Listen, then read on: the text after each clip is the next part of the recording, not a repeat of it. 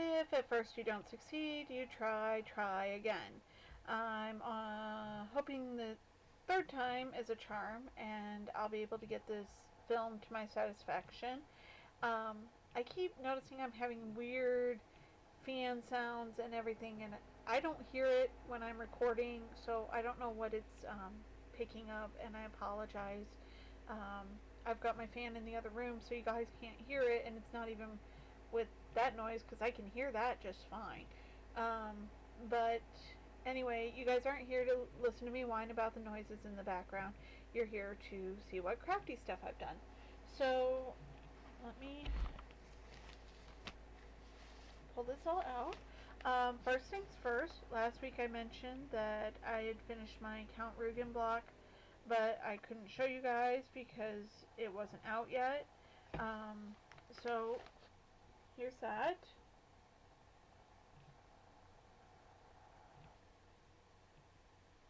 And very pleased with how this came out, and very excited. I actually sent a picture of these blocks after I'd finished,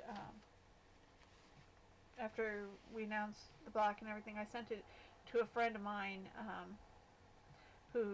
very good friend of mine, whose favorite movie is The Princess Bride, and excuse me, she literally screamed back at me through text for a good 10 minutes over it, and then wanted to know what I was doing with it, which I told her she couldn't have it. She was a bit disappointed, but too bad. So anyway, there's that. Then I finished my ice cream bowl block for PPV. I really love how this came together. It seems difficult, but oh my god, this came together so easily because it's just flat seams, and I had so much fun doing it, and I'm almost half tempted to do more of these, like print it out and make more to make a whole quilt of these, because Jen is an evil enabler that always makes me think of something new to do. So, oh, evil. Not really. Everybody knows we love Jen. The final thing I can show you guys tonight is I finished, well, not final thing. I got some other stuff to show you guys, but I did finish my Mr. Snuffleupagus block. I just finished this actually about an hour ago. It's for my Sesame Street quilt that I've been working on for about 2 years now.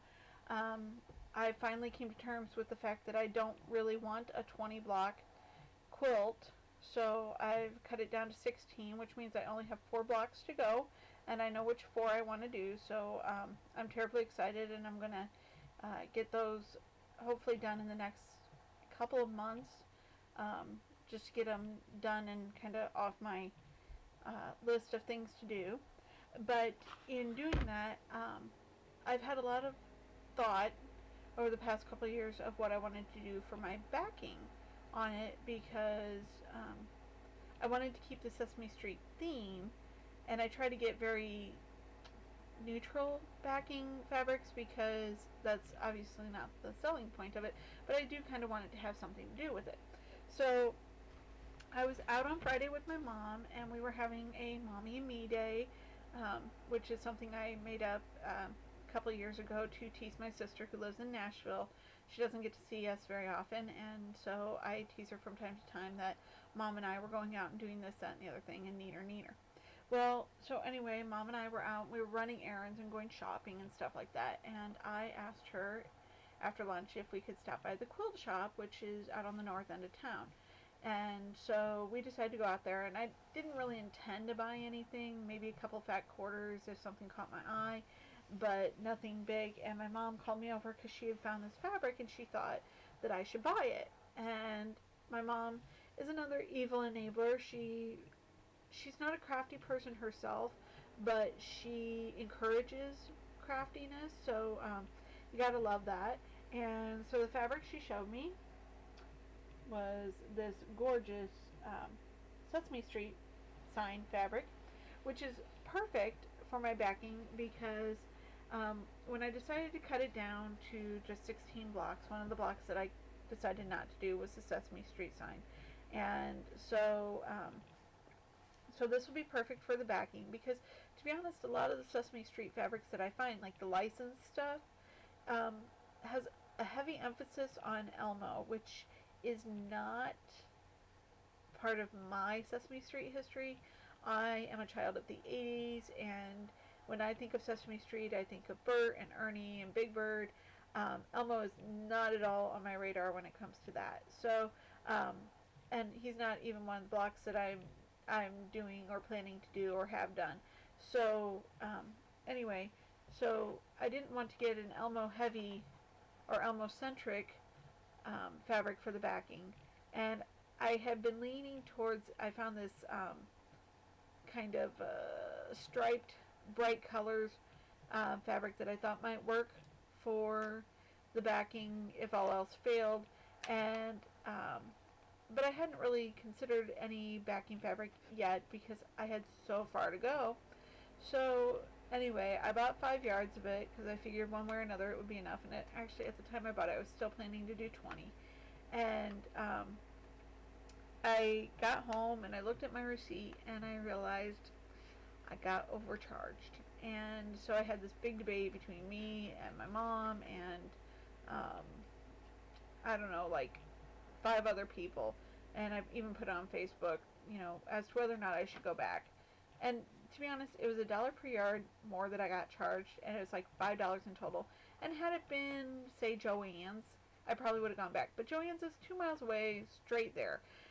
This is, through traffic, and it was Friday afternoon, and I didn't want to get out there in the middle of people going home for the weekend, and people leaving early from work, and the kids getting out of school, and stop and go. It wouldn't have been worth the gas to go out there and say, hey, yeah, you guys charged me $5 extra. Well, I would have probably bought the fabric anyway at the higher price, so I was just mad I hadn't caught it before. And so anyway, that's that. So now I have that, and all I need to figure out is the binding, which that I might do the, you can't see it as much in these, but you guys remember all the, when I bought all those fabrics a couple weeks ago, I bought the solids. Well, that's actually the same line as like this and the pink here. What I might do is I might just do up a scrappy binding because that seems to really work for a lot of people, and I might just do that instead for the binding because then it will kind of pull it all together. I'll have to ponder that. Okay, so anyway, you guys are so good at letting me think things out. The last thing I have to show you guys is something that I've been playing with for about a minute and a half. I got this floss winder. I was out at Walmart. I don't think it was on Mommy and Me Day.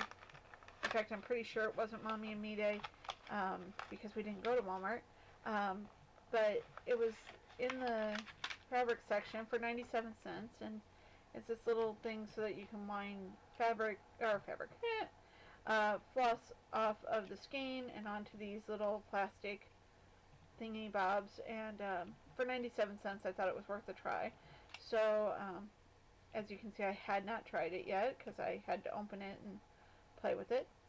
So I'll let you know how this goes, and if anybody has any experience with this or can give me any tips, they'd be greatly appreciated. So I think that's it.